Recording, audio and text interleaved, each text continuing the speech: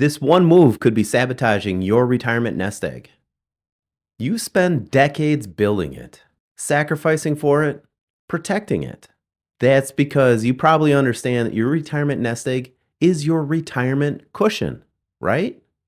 But what if I told you that safe move or that prudent move that can actually do more harm than good to your retirement nest egg? You see, retirement is supposed to be about security, peace of mind. So we do what we think is the wise thing. We pile into cash, we pile into bonds, things that are safe and secure. It's low risk, it's steady, it's safe, right? Well, the answer is not that straightforward.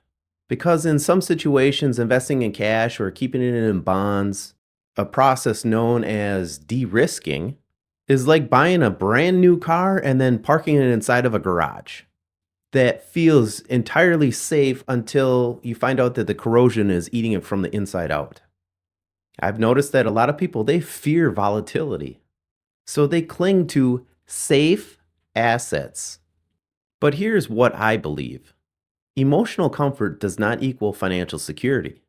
And here are a few reasons why. The first is inflation. I like to view inflation as a shoplifter. It's stealing your purchasing power. Between 2021 and 2022, 7.4% of your buying power is gone. That $500 grocery run, it now costs $532.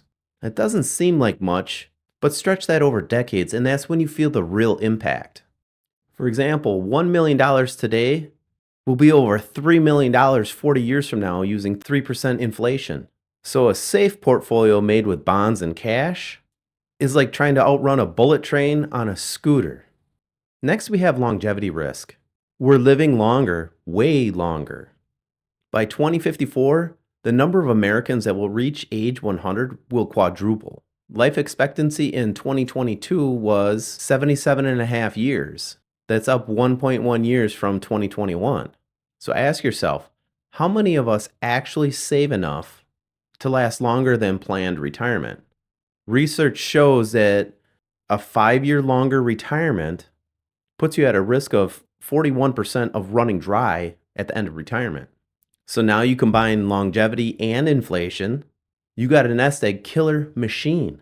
Old advice or generic advice was use the rule of thumb, age 100 minus your current age, and you get the percentage of what you should hold in your portfolio in individual stocks or equities for your portfolio.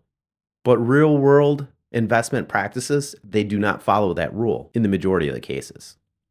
For example, Vanguard's Retirement 2025 fund, designed for those that are nearing retirement, holds about 51% of its assets in stocks, which is higher than the 100 minus the age rule would suggest for a 60-year-old retiree or pre-retiree. Furthermore, Vanguard's data shows that investors age 65 and older had an average of 49% of their portfolio in individual stocks or equities at the end of 2023. Schwab's moderate portfolio recommendations suggested a continued stock presence, such as 60% stocks for ages 60 through 69. So as you can see, you need growth potential to fight inflation and longevity risks. Like they say in the military, the best defense is an offense. I would like you to adopt the same mindset because in some situations, the best way to protect your retirement nest egg isn't necessarily to hide from the risk, but to outpace inflation by allocating your portfolio to growth-oriented assets. I hope you found this video helpful. If you did, hit the like button.